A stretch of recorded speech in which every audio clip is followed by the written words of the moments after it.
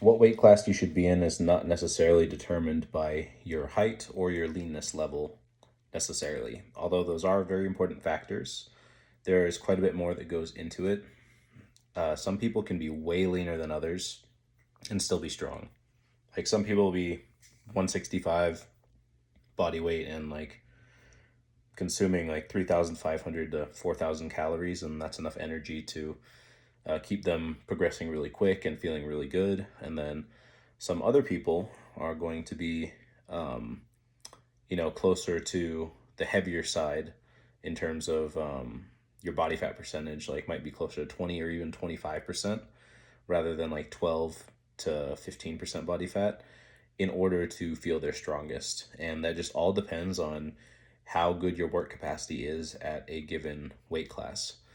Now, typically, if you are a taller, lighter lifter, like someone who's 5'10", who's might be a 66 or 74, usually you're probably going to be working way harder with that much distance and burning way more calories while consuming way less calories in order to stay at that body weight. Because naturally, at that height, your body's going to want to put on more muscle mass to bring you up to, at the very least, like 83, 93.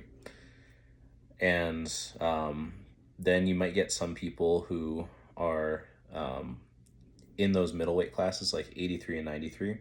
And what really determines whether they should be one or the other, because the height difference is so similar, is just really how much energy they have, how much work capacity they can handle, and how much strains or injuries they go through, whether or not they should go from 83 to 93. Because you could have two guys at, we'll say like 5'7" or we'll say 5'8", yeah, 5'8", and one guy is going to be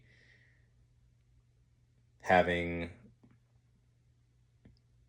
a lot harder of a time maintaining 83, and they could be similar genetics. They could be both very lean, and then one guy is just killing himself to make it down there and eating like 2,000 calories, and the other guy might just be a bottomless furnace, and he might be eating like 4,000 calories, 5,000 calories even.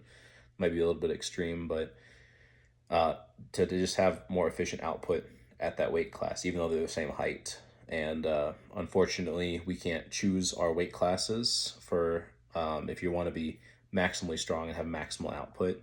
It's just something that you have to figure out based more so on your work capacity. And this is more of something that you would look at late game in your powerlifting. Like let's say, or I'll even say midway through, once you've started filling out a bit, you should first look at your height, and you should try to get to the bottom end of what would be acceptable for your height for a weight class. Then at that point, you start looking at your work capacity and seeing, okay, am I still actually recovering from my workouts? Is my programming solid, nutrition solid? And I'm just not getting strong very quickly, then you should probably go up a class.